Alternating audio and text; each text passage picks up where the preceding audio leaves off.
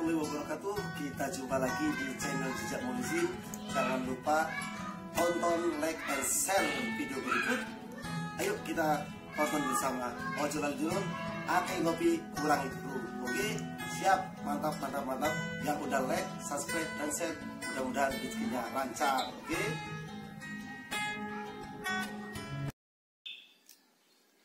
Ake ngopi kurang itu mantap. Ya. Dulur.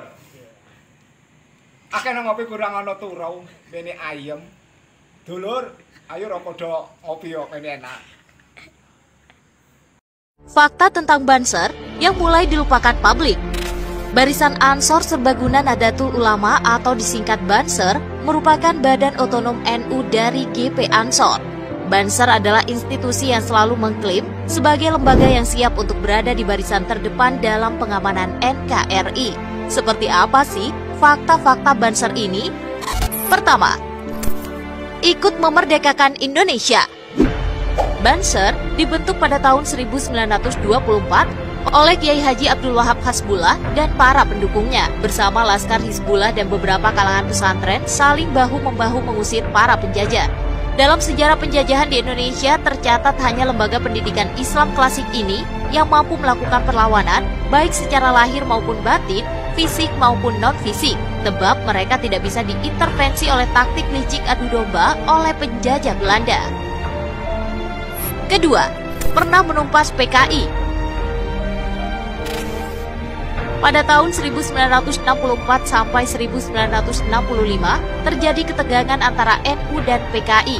Disahkannya Undang-Undang Pokok Agraria tahun 1960 dan Undang-Undang Bagi Hasil Pertanian tahun 1960 mendorong PKI yang kala itu tergabung dengan Barisan Tani Indonesia atau BTI melakukan aksi-aksi sepihak menyerobot tanah-tanah masyarakat.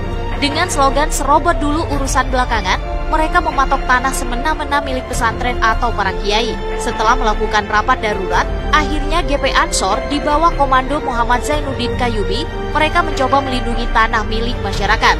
Hampir setiap hari terjadi bentrokan fisik, Kak. Namun akhirnya pada tahun 1965, PKI dan BTI hancur berantakan. Sebagian dari mereka berlindung ke orang-orang NU serta kembali ke kiai dan pesantren. Ketiga, punya kisah heroik. Pada tahun 2000-an, umat Kristen saat itu sering mendapatkan teror dari para teroris. Sebagai anggota Banser, pemuda bernama Rianto ikut serta dengan anggota lainnya untuk menjaga gereja dari serangan teroris. Saat sedang berjaga, Rianto melihat ada seonggok tas mencurigakan yang sudah dipastikan adalah bom peledak. Tanpa pikir panjang, Rianto kemudian berlari menjauhkan tas tersebut dari lingkungan gereja dengan cara melemparkannya ke dalam selokan. Namun naas, bom ternyata meledak lebih cepat setelah terkena air. Tubuh Rianto terlempar hingga puluhan meter dan akhirnya tewas. Keempat, berlatih ala militer. Sebagai upaya untuk membina mental dan fisik, para anggota Banser juga melatih diri menggunakan dasar-dasar militer.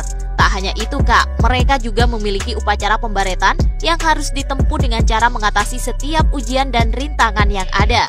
Setelah mampu melewati beberapa ujian, yang terakhir para anggota harus mengikuti ujian fisik dan mental semalam suntuk atau dikenal Caraka Malam. Sebenarnya latihan ala militer juga sempat dilakukan Banser saat konflik dengan PKI. Bahkan mereka digembleng keras 3 bulan lamanya oleh Raider, Kodam, Kodim, hingga RPKAD. Kelima, menjadi organisasi yang bersifat keagamaan. Dalam prakteknya, Banser telah menjelma menjadi organisasi massa dengan basis yang kuat. Kelompok ini berfokus pada aspek kebangsaan dan bela tanah air, di mana mereka menjunjung nilai-nilai ideologi Pancasila yang menjadi dasar Indonesia. Tak heran ya, Kak, jika mereka kerap menjadi yang terdepan untuk membentengi masyarakat dari pemahaman-pemahaman yang menyimpang dari nilai-nilai Islam maupun wawasan kebangsaan. Banser tersebut juga kerap digunakan membantu para anggota Polri dan TNI untuk menjaga keamanan saat menjelang perayaan Hari Besar Agama Islam dan kepercayaan lainnya. Walau sempat ada kritikan tajam hingga petisi pembubaran, namun nyatanya Banser tetap berdiri hingga saat ini. Pengalaman dalam menjaga keutuhan NKRI sebelum Indonesia merdeka telah menjadikan Banser sebagai organisasi luar biasa. Di bawah naungan NU, Banser siap selama 24 jam, siap merapatkan barisan untuk melawan pengganggu ketentraman bermasyarakat, beragama, dan berbangsa.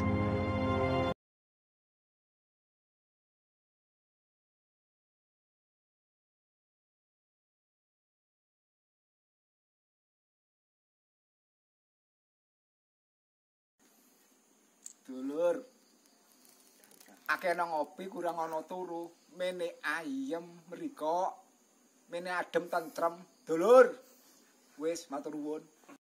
Ojo lali dulur, akeh ngopi kurangi turu ben uripmu ayem. Mantap, mantap, mantap, mantap. Assalamualaikum warahmatullahi wabarakatuh. Santi Santi Om. Salam sejahtera untuk kita semua. Terima kasih kepada saudara-saudari yang sudah nonton, like, and subscribe channel Jejak Mulisin. Mudah-mudahan yang sudah nonton, like, serta subscribe rezekinya lancar. Santi Santi Om. Assalamualaikum warahmatullahi wabarakatuh. Jangan lupa akeh ngopi kurangi turu ben uripmu ayem. Oke?